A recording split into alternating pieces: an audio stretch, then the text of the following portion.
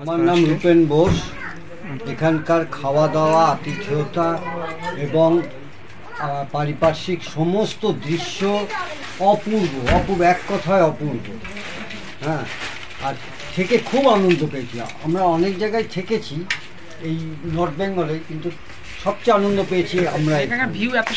এত সুন্দর ভিউ, মানে ছেড়ে যেতে ইচ্ছা করছে না, কিন্তু যেতেই হবে, উপায় নেই।